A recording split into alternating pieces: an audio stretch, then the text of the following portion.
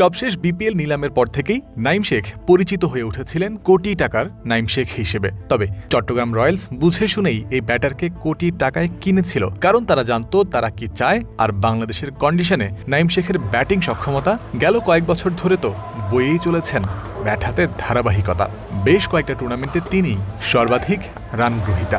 BCL শেষ হলো মঙ্গলবার, সেখানেও পুনরাবৃত্তি হলো পুরনো সেই গল্পটা। 2026 বিসিএল-এর সর্বোচ্চ রান সংগ্রাহকের নামও মোহাম্মদ নাইম শেখ।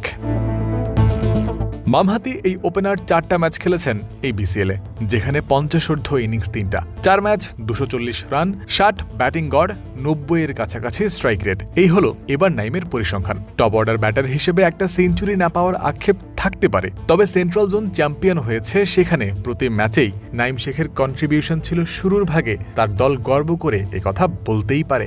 এখন যে কোনো ব্র্যান্ডের পুরাতন এসি বদলে নতুন ওয়ালটন এসিতে উপভোগ করুন 25% ছাড়। ফাইনালের ফলাফলের প্রেক্ষিতে উল্টো দিকে অবস্থান তাওহিদ হৃদয়ের।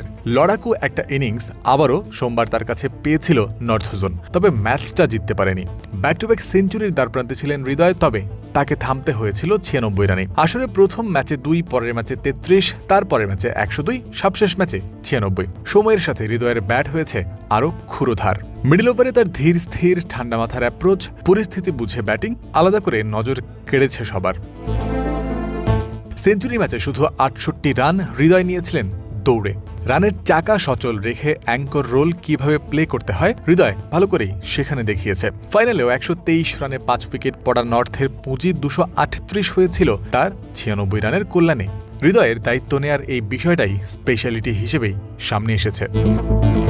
উইকেট শিকারীদের তালিকায় তাকালে সবার উপরে রিশাদ হোসেনের নাম দেখা যাবে। 9 উইকেট নেয়া এই লেগের পরে রিপন মণ্ডল, নাহিদ রানাদের অবস্থান অনুরাগীদের স্বস্তি দেবে। রিপনকে নিয়ে সম্প্রতি যে প্রশংসা আর আশা দেখেছেন সবাই, সেটাই যেন আরও জোরদার করলেন ধারাবাহিকতা বজায় রেখে। একই চ্যালেঞ্জ সামনেও থাকবে। ডানহাতি এই পেসার জাতীয় দলের খুব কাছেই রয়েছেন। Rising stars Asia cup, BPL, অদম্য কাপ থেকে বিসিএল খেলার মধ্যে রয়েছেন। তা যেন ভালো পারফর্ম করতে আরও সাহায্যই করছে রিপনকে। তার সামনে এগোনোর যাত্রায় এগুলোও তো পাথেয় হবে।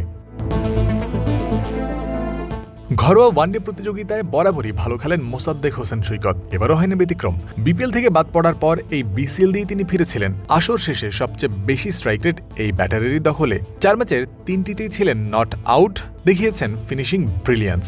26 বলে 54 রানের ওই ম্যাচ জয়ী ঝড় কেউ কি সহসাই ভুলবে? ব্যাটিং গড় 82, বল হাতেও হতে পারেন কার্যকরী। বিসিএল টপ পারফর্মারদের নাম নিলে নাইম শেখ, রিশাদ, রিপনদের সাথে মোসাদ্দেকের নাম ওঠাও তো সম্ভাবী। জয়ন্ত বিন্দু, ক্রিক ফ্রেঞ্জি।